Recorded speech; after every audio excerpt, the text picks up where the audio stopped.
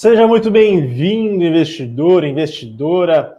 Vamos para a nossa live semanal de macro e renda fixa para você ficar ligado nas principais notícias desta semana. Do meu lado aqui está Rafael Pérez. Fala, Rafa, beleza? Fala, Sung. Fala, pessoal, beleza? E de casa está Vinícius Romano, nosso head de renda fixa. Fala, Vini, beleza? Fala, Sung. Fala, Rafa. Boa tarde, pessoal. Aí vamos falar bastante aí dos acontecimentos da última e dessa semana. Boa, pessoal, tá chegando, vamos aquecer os motores, como eu sempre falo, pegar a marmita na geladeira, colocar no micro-ondas. Enquanto as pessoas chegam, a gente começa nosso papo comentando as principais notícias da semana passada. Tem aí uma coisa relevante ontem, mas acho que esse é um outro papo mais para frente. Feliz Dia dos Pais também, um pouco atrasado, né, para todos os pais aí da live. Você não é pai ainda, né, Vini? Não sou pai, não. Bom, pessoal, vamos começar aqui. Estou com a minha colinha. No começo da semana passada, a gente teve inflação nos Estados Unidos. Ela teve uma alta ali de 0,2% em julho. E no acumulado dos 12 meses, estamos nos 3,2%, bem distantes aí daqueles quase 10% que a gente viu em julho do ano passado, né, pessoal? Então, a inflação dá uma boa desacelerada, está muito próximo dos 2%, falta um pouquinho ainda. E os núcleos de inflação, que é aquela inflação que a gente retira itens mais voláteis, como alimentos, preço de energia, e aí você consegue ter maior sensibilidade sobre a trajetória da inflação, está em 4,7%, aí já está um pouquinho mais alto, mais elevado que a meta de longo prazo de 2%, mas a gente juntar essa inflação com uma composição boa, dados de criação de emprego que veio abaixo do esperado e pedidos de auxílio-desemprego que veio acima, ou seja, criação de emprego veio abaixo do que a gente espera e pedidos de auxílio-desemprego mais do que esperava, mostram 3 indicadores importantes que faz o mercado e a gente prevê que o Banco Central não deve subir mais juros lá nos Estados Unidos. Encerramos o ciclo, mas, de novo, temos ainda alguns dados para ver até a próxima reunião do FONC, que deve ocorrer aí, se não me engano, em setembro. Então, ficamos de olho aí, mas boas notícias que vemos por lá. E aí, eu já vou até seguir para a minha parte, Rafa, depois você comenta o seu. E eu falo aqui da inflação do Brasil, o IPCA, que foi divulgado, se eu não me engano, sexta-feira pela manhã. E a gente teve uma alta de 0,12 em julho, ligeiramente acima das nossas expectativas de 0,10. O mercado previa 0,7 pela pesquisa Reuters, tá? E no acumulado dos 12 meses, estamos em 3,99, um pouquinho acima dos 13,16 de junho, tá? Primeiro ponto importante, a composição do IPCA, a gente da inflação oficial do país, a gente pega preços administrados, que são contratos, preços de energia, preço dos combustíveis. Eles tiveram uma alta relevante de 0,46. A segunda perna da composição do IPCA são os preços livres, que não são controlados, vamos dizer, pelo governo, por contratos. E eles ficaram estáveis em 0,01%. Ou seja, quem puxou o IPCA em julho foi o administrado principalmente pelo preço da gasolina, que teve a volta total dos tributos das alíquotas do PIS e do COFINS. Se a gente pegar preço de serviços subjacentes, média dos núcleos de inflação, de novo, núcleo é aquela medida que eu acabei de dizer anteriormente, e o índice de difusão, que é aquele índice que a gente vê quanto que a inflação está espalhada na economia, todos desaceleraram. Notícia extremamente importante que deve dar mais confiança para o Banco Central aqui do Brasil continuar realizando cortes de 50 base ou 0,5 pontos percentuais nas 3 reuniões que teremos até o final do ano. Setembro, novembro e dezembro. Então, saiu o Focus hoje que o Rafa vai comentar logo em seguida. Mas aí tivemos mais um dado que o cenário inflacionário está bem mais benigno para a população e pelo Banco Central. Notícias importantes. E aí, Vini, puxo você Com agora só... para a conversa. Boa, pode. Eu ia só comentar uma coisa até relacionando com os ativos aqui, né? Se a gente olhar, com o IPCA caindo, muita gente ainda fala, pô, no caso dos fundos imobiliários, né, vai cair os rendimentos, tem fundo que segue ali o IPCA, principalmente fundos de papel, que repassam o valor, né, do IPCA como rendimento para os cotistas, a galera já fala, não, acho que não vale mais a pena então investir em fundo que tem IPCA como indexador, vou mudar para outro como CDI ou vou para fundo de tijolo, e acho que não, né, acho que é um momento, a inflação realmente desacelerou bastante desde o começo do ano para cá, desde o ano passado para cá, mas não quer dizer que a gente vai começar a ver IPCA negativo, né? É normal você ter momentos de aceleração, momentos de desaceleração. E aí eu até peguei uma notícia aqui do Valor, que saiu hoje mesmo, né? Mas que já vem acontecendo há um tempo. As ofertas, né, dos fundos imobiliários, saiu aqui até na manchete, tá? Que beira os 11 bi de reais. Então para quem não via oferta de fundo imobiliário, nem mesmo follow-ons, né? No caso de empresas, IPOs, que a gente não via também há um tempo, o mercado está voltando aí a aquecer, né? Então a gente não via muitas ofertas desde o começo desse ano, até ano passado estava difícil de a gente ver alguma coisa nesse sentido. Até na renda fixa esse ano diminuiu bastante as ofertas, né? Depois de Americanas, Marisa, Tokstok, lá tudo que aconteceu com as empresas. E agora parece que isso está voltando, né? Esse fluxo está aumentando. Fundos imobiliários aí registrando 11 bi praticamente nos últimos 2, 3 meses aí de ofertas. E isso é bom para o mercado, né? Isso aquece de novo o mercado e são os ciclos, né? Então você vê, a Selic começou a cair, as ofertas já começam a aparecer, principalmente aqui no caso os fundos de tijolo, né? Então aqui na notícia até fala, né? Quem começou com esse movimento foi aquele fundo do CSHG Logística, né? Que é o HGLG, um fundo bem grande aí, que tem mais de 350 mil cotistas na base, então é bastante gente, e registrou aí 1,6 bilhão de oferta, tá? Movimentou, né? Enfim, tem a notícia completa, está lá no Valor Econômico, acho que é bem interessante do pessoal olhar, mas é só para mostrar que com esse ciclo de corte, né, com essa mudança no mercado, a mudança na percepção dos investidores, já voltou aí os fundos a fazerem emissões, não só fundos imobiliários, mas também follow-ons de empresas, se não me engano a Localiza fez uma recente também, enfim, tá voltando, né, tá aquecendo de novo aí, mesmo com o IPCA caindo, eu acho que vale olhar com carinho aí algumas classes de ativos, né. E é uma coisa que a gente conversava, né? Quando o Banco Central sinalizasse o início do ciclo de corte de juros, isso poderia ser um gatilho para a Bolsa.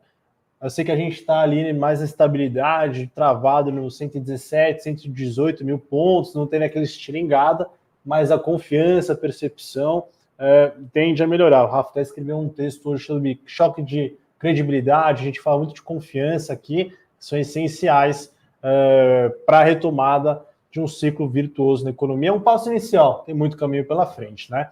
E, Rafa, por favor, temos mais dados de atividade da semana passada, saiu o IBCBR, que eu acho que fecha um pouquinho esses últimos dados do primeiro semestre de 2023. É exatamente isso, Sung. Acho que a gente vem falando já há algum tempo como a atividade nesse segundo trimestre ela já está desacelerando, né, em relação ao primeiro trimestre, que veio muito forte, né, graças ao agro. E aí, semana passada, a gente teve varejo, né, ali, pesquisa mensal de comércio do IBGE, e aí ele mostrou que cresceu ali 0,2, né, veio um pouco abaixo da expectativa, né, eu acho que, na verdade, o serviço, né, me enganei. Na verdade, o serviço ele cresceu 0,2, na verdade, né, o comércio varejista ele foi estável, né, foi estável, né, crescimento 0%.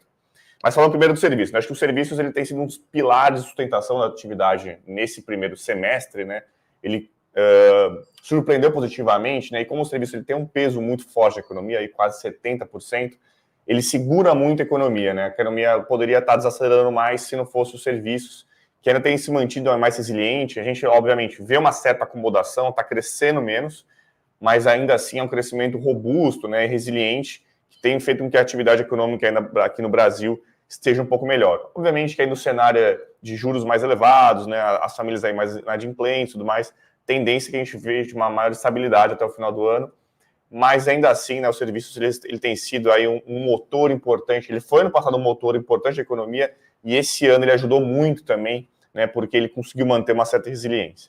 O varejo, né, por outro lado, a gente anota aí uma certa estabilidade, né, se a gente olhar ali os gráficos, por exemplo, de varejo, a gente nota que eles estão bem mais estáveis, né, A gente teve 2 quedas ali nos meses ali de abril e maio, aí no mês de junho ficou praticamente estável, né, crescimento de 0, e aí no primeiro semestre o varejo aí cresceu um pouco mais de 1%, né.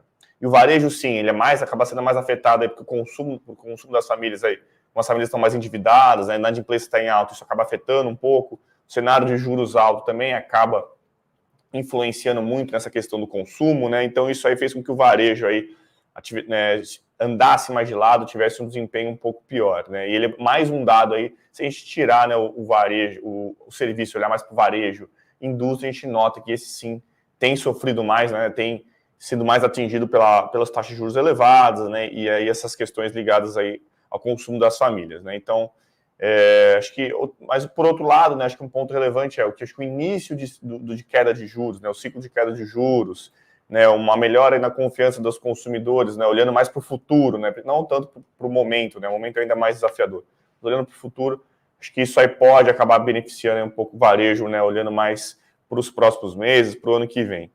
Né, e só mais um dado importante que eu queria trazer, que é de China, né, a China a gente trouxe, tem havido alguns dados, né, indicadores mostrando uma desaceleração da China, né, China desacelerando, isso acaba também afetando o crescimento global, né, então a gente olha que as exportações chinesas diminuíram, sinal de que a demanda internacional está mais fraca, as importações chinesas também caíram, né, que a atividade econômica da China está um pouquinho também perdendo fôlego, a inflação consumidor na China, se o mundo inteiro está com problema de inflação, a China, por outro lado, está com problema de deflação, né, os preços lá estão caindo, né, então, sinal aí de que você tem um desequilíbrio entre oferta e demanda lá, o consumo das famílias está sendo um pouco abaixo do que se esperava, enfim, né, a gente tem visto, então, que o cenário chinês aí é um pouco de perda de fôlego, uma demanda um pouco mais fraca, isso pode acabar afetando aí um pouco o crescimento global, né? E isso tem, inclusive, se refletido nos mercados globais, eles estão um pouco mais pessimistas por conta desse crescimento chinês menor, tá?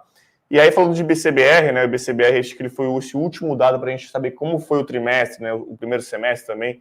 Teve um crescimento de 0,6, mais ou menos em linha. BCBR, a gente voltou da China, a gente voltou para o Voltou Brasil. para o Brasil, agora voltando para o Brasil. E BCBR... No fundo, só para explicar, o BCBR é uma prévia mensal do PIB, é um índice divulgado pelo Banco Central. Então, o PIB, a cada 3 meses, eles juntam e divulgam.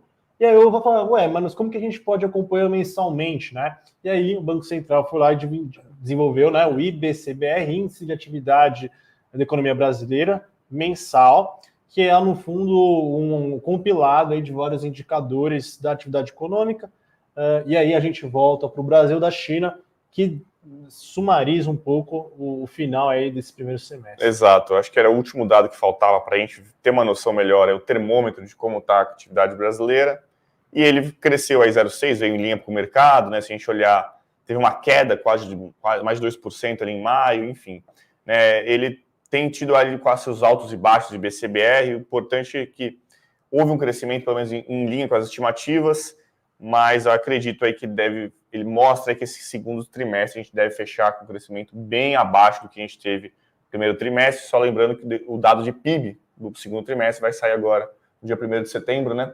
Daqui basicamente 2 semanas, e aí a gente vai ter uma noção melhor, mas a tendência, obviamente, que a gente cresça, fica praticamente estável, né? Um crescimento bem mais baixo comparado primeiro trimestre, que foi de 1,9%, né? Bem elevado. Comentando aqui, no primeiro trimestre, a gente, no IBCBR, né? A gente teve o primeiro trimestre, crescemos 2,21%, e no segundo trimestre, o IBCBR mostrou um crescimento de 0,43%. Ou seja, de 2 foi para 0,4%. 2 fatores principais que a gente consegue notar e por que essa diferença é tão grande. Primeiro, não tem um efeito agro, sim, que houve no primeiro trimestre. Então, agora o agro já perdeu sua relevância, sua atração nesses 3 meses, abril, maio e junho.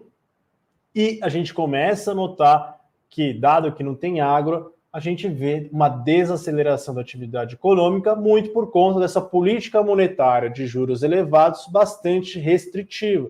13,25 agora, mas passou 13,75 por muito tempo. Redução do crédito, Rafa trouxe aí o PMC, PMS, já vamos trazendo a PIN, que é a produção industrial, então isso já está mais noticiado, olhando de 2 no primeiro TRI para 0,4 agora.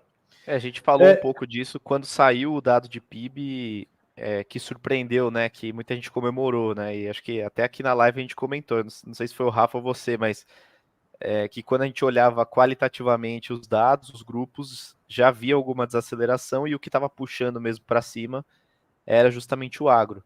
Então agora confirmou mesmo esse movimento, né? E eu ia até comentar, não sei se você vai entrar no tema de Argentina agora, A porque gente eu tem o queria Fox comentar aqui. ainda, né? E tem as curvas que você Ah, que acha que tá. seria Não, eu importante. queria comentar que em linha com, falando um pouco de atividade também, eu acho que tem relação. Semana passada a gente está em temporada de resultado, né? Então essa semana deve ser uma das últimas aí. As empresas soltando resultados referente ao segundo tri de 2023, que é referente a junho, né? E os bancões soltaram resultado, né? Então se a gente pegar aí os 4 principais aqui, né? Santander, Bradesco, Itaú e Banco do Brasil, dá para a gente fazer uma comparação, né? Dos 4, Itaú e Banco do Brasil vieram com os melhores resultados, né? E Banco do Brasil, de novo, surpreendendo aí, né? Vindo com o maior lucro dentre os bancões, sendo um banco público, né? Que muita gente tinha medo aí de investir. Claro que existe um risco por ser, né, tem envolvimento ali de Estado, mas os números que ele vem mostrando, né, são os melhores dentre os bancões, até mesmo com os privados. Foi o maior ROI de novo que ele apresentou.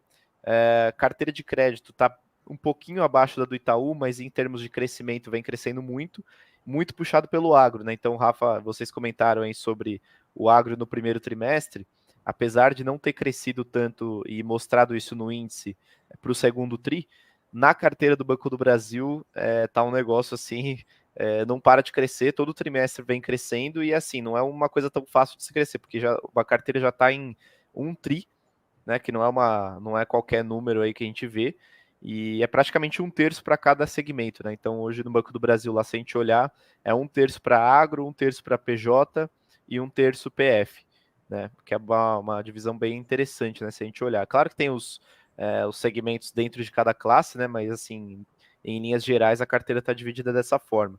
E o que chamou atenção, acho que vocês podem comentar também, é a inadimplência, né? Que é uma das maiores que a gente tem visto.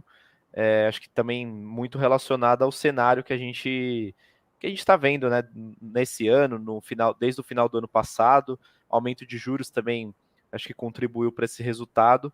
E de certa forma, acho que Itaú e Banco do Brasil vieram com bons resultados, Bradesco e Santander um pouquinho mais preocupantes, né? Acho que não é de hoje, mas a cada trimestre a gente está vendo isso.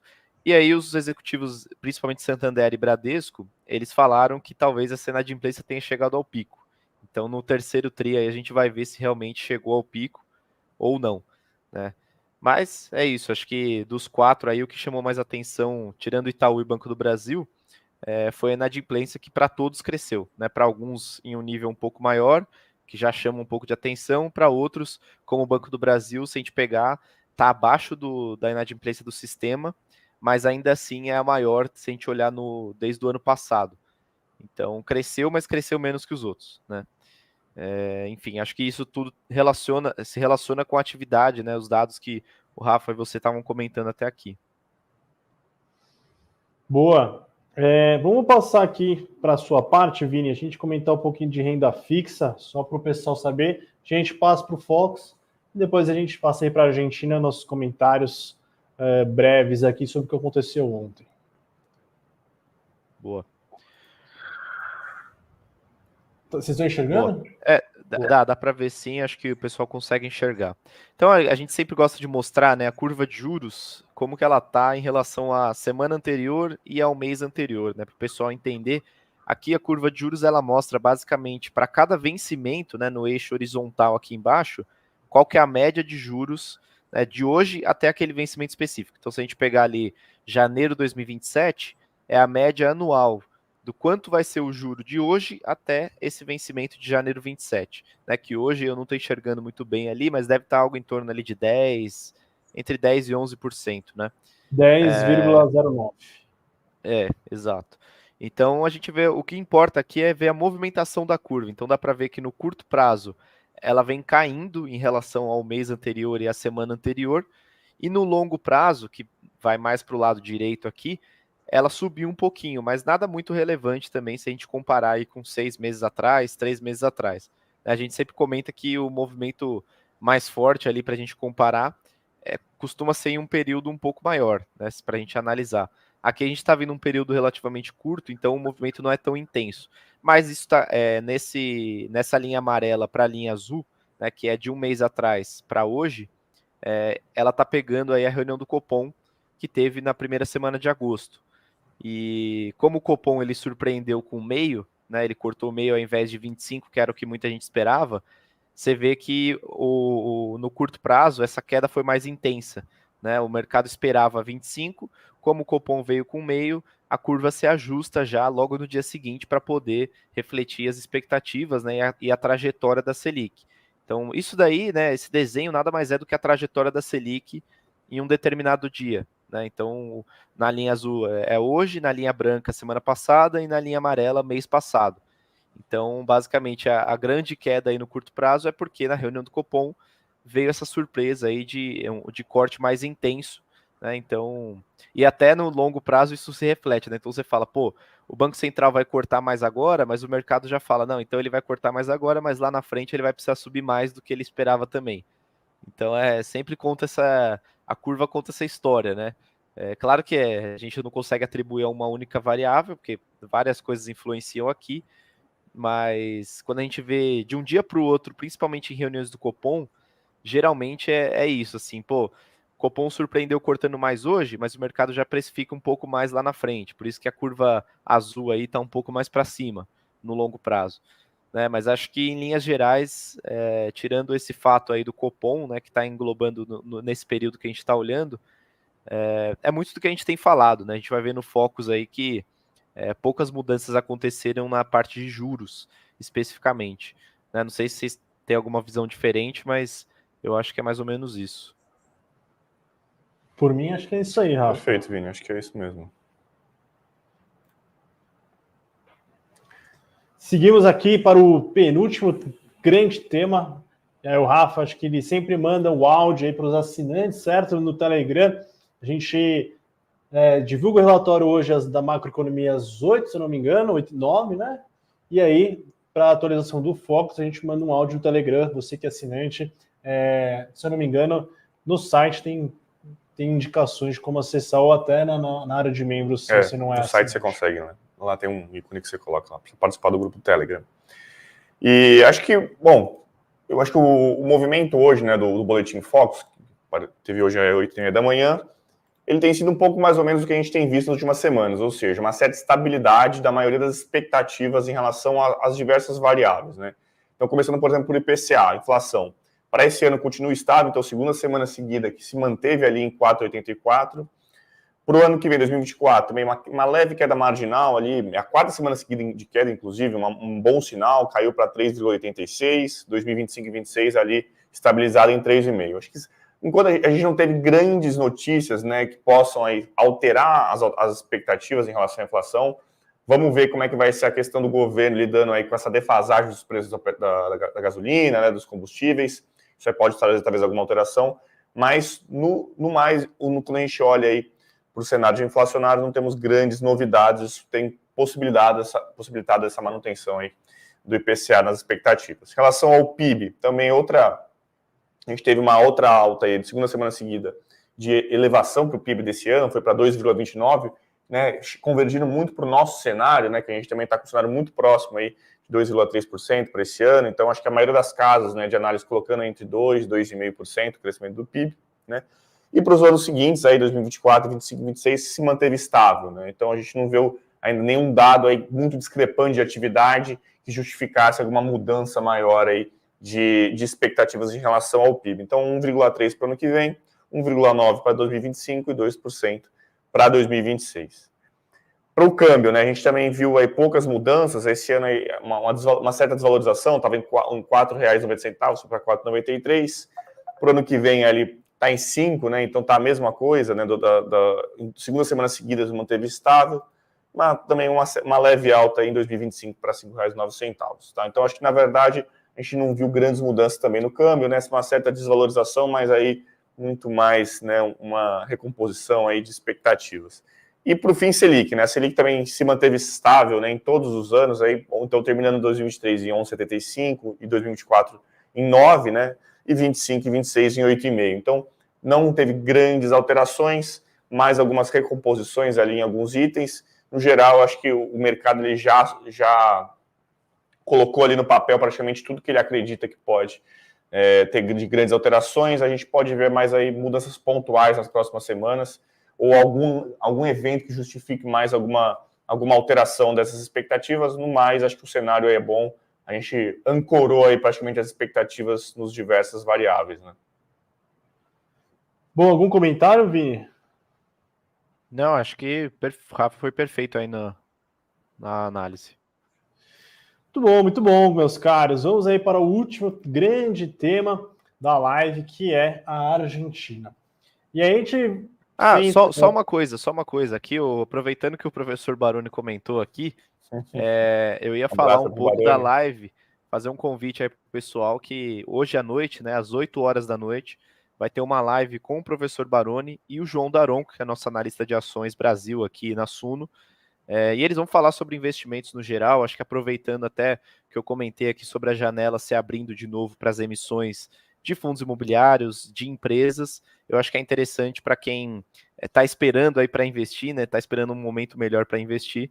Eu acho que vai ser bem interessante aí participar desse papo e o link está na descrição. Quem quiser se inscrever aí, ter as informações para como vai ser a live, acho que vai ter uma dinâmica lá. É só entrar no grupo que está o link aqui na descrição. Então, aproveitando aqui que o professor comentou, já fica o convite aí para a galera que quiser participar. Vai ser hoje às 8 horas da noite.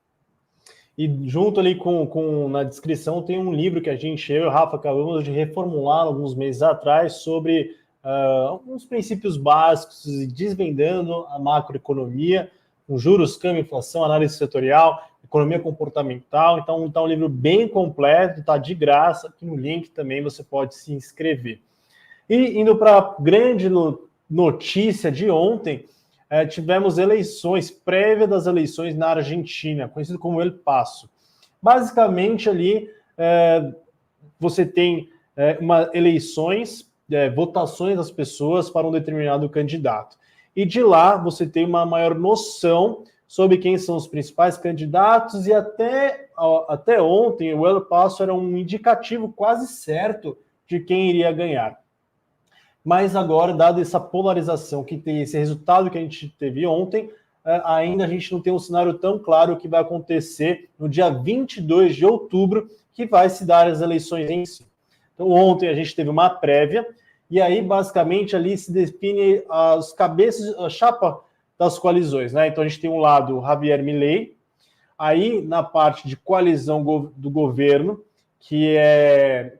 Qual que é o nome da coalizão, Rafa? Tem o Juntos pelo Câmbio e...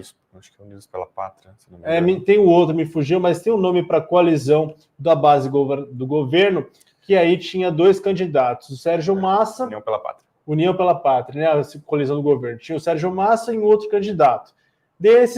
Dessa chapa ganhou o Sérgio Massa. E aí, no Juntos pelo Câmbio, que é uma coalizão ligada mais ao ex-presidente Macri, tinha o Larreta, que é prefeito, né, de Buenos Aires, e a Burrich, que também participou do governo Macri, e a Burrich ganhou. Então teremos Sérgio Massa, a Burrich e o Javier Milei como sendo os cabeças de chapa para concorrer na eleição que acontece de novo em 22 de outubro. Em 22 de outubro, o que é que vai acontecer? Para um candidato ser vencedor, ele precisa conquistar 45% dos votos ou 40% mais um diferencial de 10 pontos em relação ao segundo candidato. Se isso não ocorrer, que é o cenário mais provável, dado essa polarização que está tendo lá, a gente vai ter segundo turno em novembro. E aí a grande surpresa de ontem foi que as pesquisas de opiniões não estavam demonstrando a força do candidato Javier Milei, que pela mídia é considerado da esfera da direita, e há uma preocupação econômica pelos investidores, até a Bolsa Argentina amanheceu em queda, houve também questões na parte de câmbio e risco, porque Milei tem uma postura um pouco mais, vamos dizer, radical em questões econômicas, em relação, por exemplo, fim do Banco Central e fim do peso, e adotando o dólar como moeda principal da economia.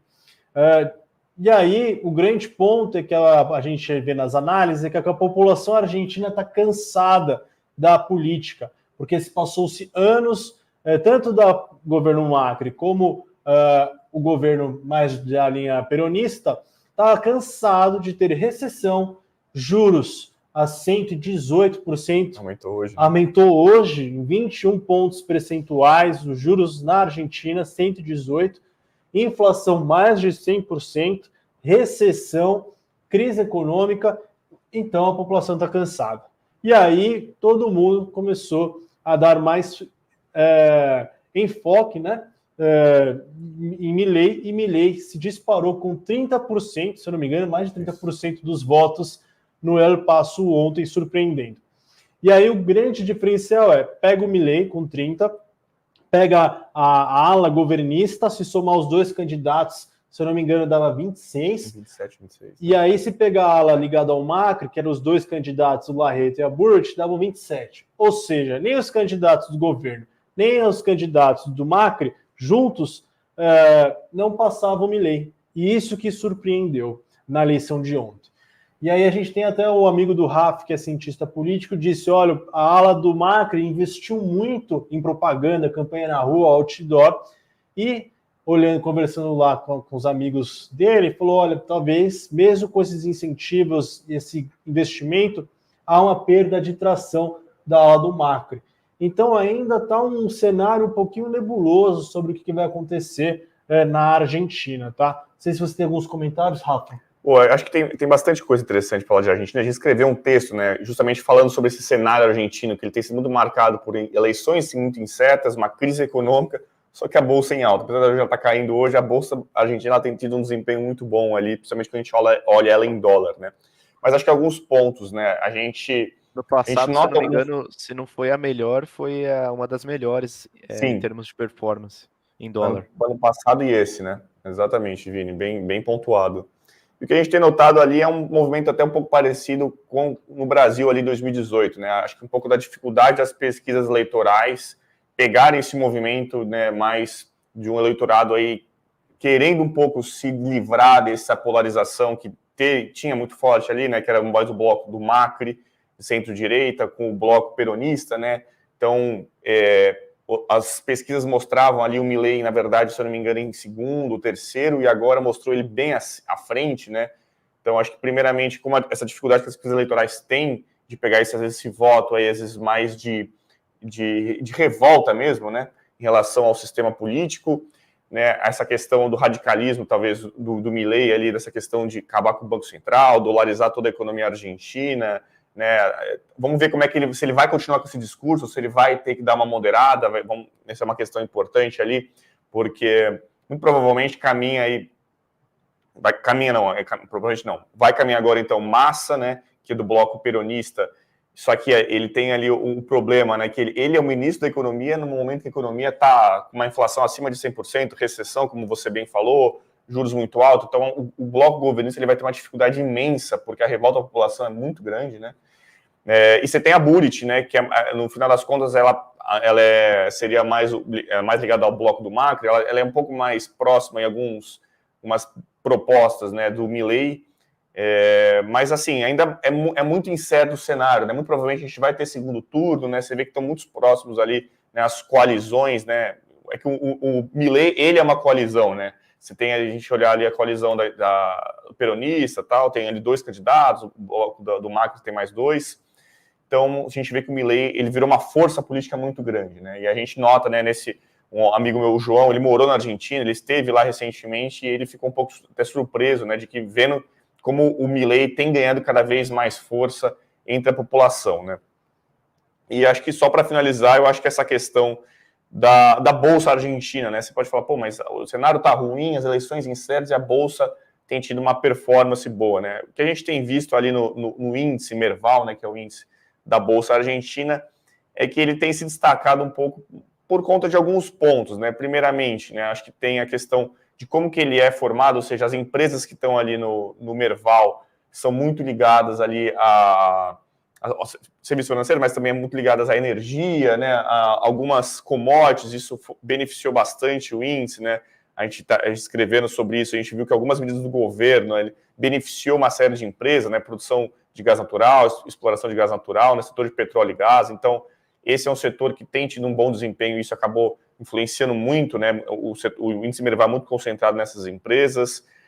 Como tá um valuation muito barato também, né, o preço, né, da Bolsa Argentina muito baixo, isso também valorizando, enfim, as perspectivas de mudança, né, como o cenário argentino está muito ruim, né, a expectativa é que o próximo governo consiga melhorar a situação, né, ou controlar a inflação, isso aí também acaba também influenciando, né, mudanças de rumo na Argentina, né, acho que aquela coisa que está pior do que está não fica, né, não sei se ela vale para a Argentina, mas isso, de fato, as perspectivas de mudanças, né, acabam influenciando muito.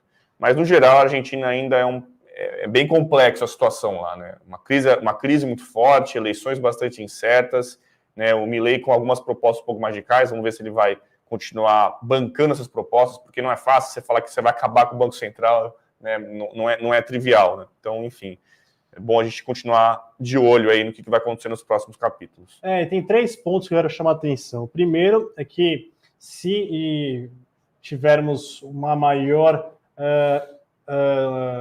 sinalização que vai Milei e Burrich para o segundo turno, acredito que possa existir uma união entre peronistas e macristas.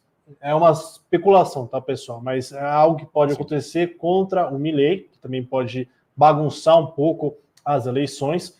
Segundo ponto, se Milei for eleito, tem um problema que há um Congresso que ele tem que negociar e ele não vai ter a maioria, então também tem que ver como vai se dar essa governabilidade. E terceiro, em relação às eleições e ao passo de ontem, o que o João nos contou é que Milei teve muitos votos em regiões peronistas. Isso chamou muita atenção também. Então vai ter que, acho que, haver uma nova articulação. Macristas e peronistas vão ter que entender esse fenômeno, talvez eles não entenderam até agora, e Milei deve continuar nessa toada de ser um cara outsider, fora do campo político, para tentar trazer mudanças. Então é um cenário bastante complexo, que a gente vai acompanhando. Naquele nosso relatório a gente escreve um pouco sobre a Argentina, mas tem um ponto fundamental que é a nossa filosofia. Muitas vezes, apesar do macroeconômico da economia estar ruim, muitas empresas estão com bons fundamentos, baratas e sólidas, que surfam muito bem, mesmo diante de crises. E aqui a gente tem o Suno Internacional, que é uma assinatura, e aí eles têm indicações de empresas de todo lugar do mundo, China, Europa, até na Argentina, e estão muito bem. Então, se você está com curiosidade, dá um acesso lá na carteira do Suno Internacional, que, de novo, apesar da economia estar dessa forma, existem empresas muito bem, com bons fundamentos, que conseguem surfar, e a gente deve olhar para elas, que podem trazer grandes retornos no longo prazo, tá? E não à toa, né, na nossa carteira aqui do Sul Internacional, você tem ali algumas empresas da Argentina, né, a gente tem olhado com esse olhar mais atento para a Argentina, porque tem empresas muito boas lá, né, o cenário macroeconômico acaba trazendo uma certa incerteza, né, mas a gente olha para a Argentina, dá para a gente ter um olhar mais, né, clínico ali na Argentina e achar coisas muito boas, né, empresas muito boas. Muito bom, Vini. Para acabar aqui, você tem uma dúvida do Roberto, você quer responder? Com a queda da Selic, porcentagem ideal para renda fixa e prefixados. Tinha travado aqui um pouco para mim, acho que agora tá tudo certo, né? Boa. Com a queda da Selic, qual a porcentagem ideal para renda fixa em pré, pós e PCA+? Boas tardes. Boa, ótima dúvida. Eu recebo bastante essa dúvida e acho que é bem legítima. Se fosse para ser bem objetivo, eu diria, depende do seu perfil, né? Mas aprofundando um pouco, eu acho que existem alguns estudos, né, que mostram que quando a Selic começa a cair, né, o ciclo de corte começa, ele não é tão rápido, dependendo da situação. Por exemplo, nessa situação que a gente saiu de uma Selic a 13,75, a gente ainda não sabe a quanto ela pode chegar, né, quando que esse ciclo vai terminar. O mercado estima ali algo em torno de 9%, 8%, mas a gente ainda não sabe, porque o Banco Central vai depender de outros dados, né? IPCA, atividade, todo o balanço de riscos que ele coloca lá no comunicado. Mas, em tese, os pré-fixados podem se beneficiar, né? Então, depois de 2 anos que o ciclo começa, os pré-fixados geralmente performam bem. Só que eles são mais arriscados. Então, se você, como você colocou aqui, né, no comentário, né, que você é de conservador a moderado, eu diria que não necessariamente você tem que comprar tudo em pré-fixado e tentar se beneficiar com uma marcação a mercado. Eu acho que o pré-fixado, por ter o risco de inflação, né, você compra ele já com uma inflação embutida e ele oscila todos os dias, eu diria que eu tentaria equilibrar um pouco mais a carteira. Então, cabem os 3 indexadores. Eu acho que o que você vai ter que ver aí é mais o prazo. Então, pré-fixado, será que você compra um pré-fixado de curto prazo ou um de longo prazo? Né? Onde tem mais prêmio? Né? E claro que isso tudo vai da análise de fazer para ver se faz sentido ou não comprar um título de longo prazo ou de curto prazo. Eu vejo hoje mais prêmio no IPCA. Então, até para não deixar sem resposta aqui, eu acho que dentre os 3 aqui, né, o pré, pós e IPCA+, eu acho que o IPCA+, ainda está com um prêmio maior. Começo do ano a gente via aí títulos pagando mais de 6% real. Hoje tem alguns pagando até já abaixo de 5%, mas os mais curtos, né, então os mais longos estão ainda acima de 5%, né, 5,5%, 5,40%, acima da inflação. Então eu acho que tem prêmio mais no IPCA mais do que no pré, hoje, né? Não quer dizer que o pré-fixado, não quer dizer que a Selic vai cair mais do que o que no pré. Mas hoje eu diria que o IPCA mais estaria mais barato do que os outros, tá? E o pós-fixado, mesmo assim, você vê que a Selic ainda está alta e dá para você investir de qualquer forma, né? Acho que para caixa não tem muito segredo, assim, independente do nível da Selic, você vai ter que investir em pós-fixado, porque pela característica, né, do ativo, para caixa, precisa ser pós-fixado, né? É um título que não vai ter marcação a mercado, ele vai render ali diariamente a taxa Selic, e mesmo a Selic estando a 2% ou a 13%, para caixa você vai ter que usar o pós-fixado, tá? Eu acho que quanto a isso não tem muito o que fazer, né? O pré-fixado e o IPCA, eles oscilam todo dia e não dá para você contar com isso, né? Se tratando aí de uma reserva, né, de um caixa, não dá para você contar aí com a sorte de, no dia que você precisar do dinheiro, às vezes aquele ativo está caindo, né? Então não faz sentido você correr esse risco. Né? Eu acho que dá para equilibrar bem a carteira, eu acho que se você já for assinante, vale olhar lá o Suno Portfólio, que a gente tem essas divisões bem detalhadas lá para cada classe de ativo, quanto que a gente sugere lá para alocação, tá? Muito bem, meus caros. Vamos terminando a nossa live. A gente vai ter uma reunião muito legal que a gente faz uma apresentação macro geral aqui para os nossos colegas de trabalho aqui na Suno que a gente prepara. A gente vai ter que encerrar a live por aqui, porque falaremos mais de economia em alguns instantes. Valeu, Rafa. Valeu, Sung, valeu, Vini. Valeu, pessoal. Não Valeu, se esqueçam Vini. da live também hoje mais tarde, que vai ter com o professor Baroni e João Daronco. É só se inscrever aqui no link e tem o e-book de economia aqui também, que o Sung e o Rafa atualizaram aí com maestria. Então é só baixar que é de graça. Boa. Valeu, pessoal. Boa semana a todos. Valeu, galera.